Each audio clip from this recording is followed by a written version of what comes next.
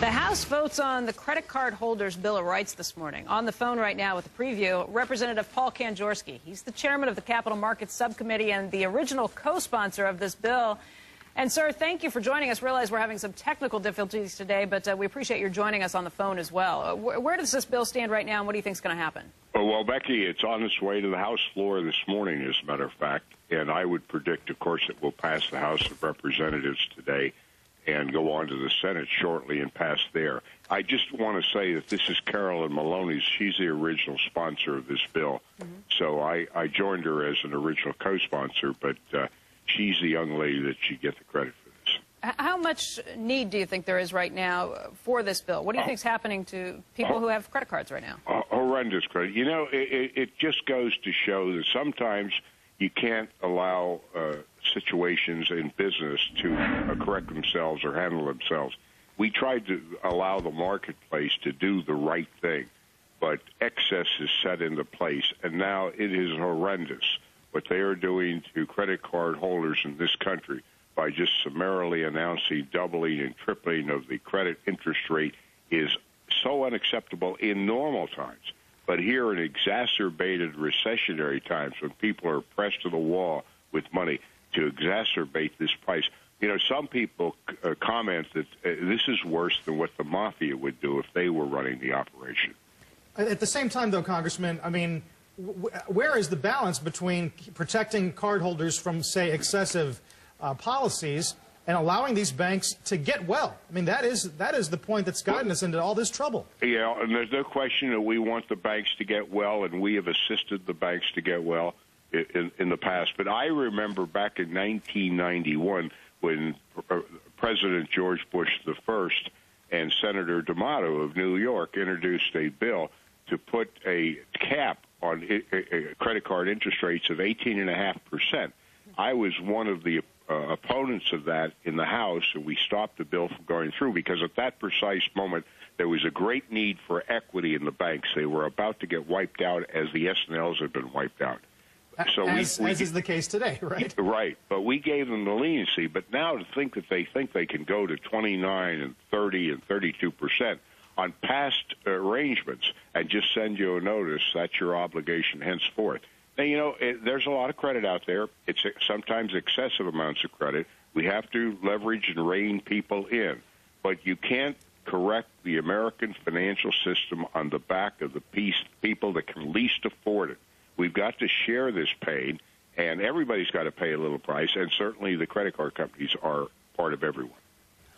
Congressman, the TALF, one of the parts of the TALF that people have been excited about was the idea that credit card or banks who originate all these loans would be able to, in an easier way because of the implicit subsidy, sell off those loans and, as a consequence, have less of a need to be more aggressive about raising the rates and cutting back on the lending. You don't see TALF as any help in here?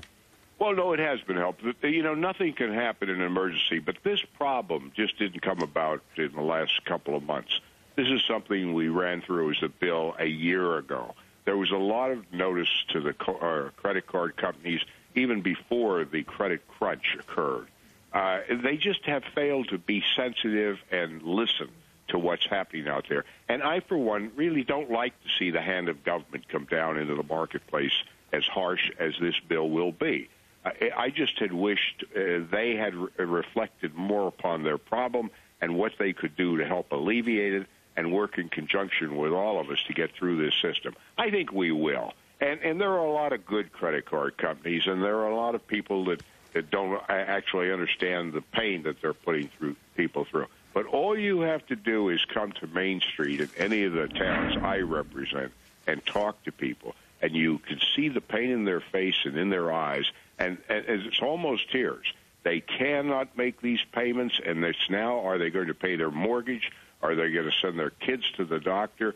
Or are they going to go into default and ruin their credit with credit cards? Well, Congressman, are these people that you think would be able to continue to pay all these things if they had the rates that they originally set out with credit cards? Absolutely. There's no doubt in my mind. This is not something, these are not bad credit people. These are just people that had planned ahead to make a commitment of 10%, 12%, even as high as 15%. They figured it into their budgets. They didn't lose their jobs. They're capable of doing it. But now suddenly they've had it been doubled or tripled up to the 30% mark. That's never been in their budget. They can't figure.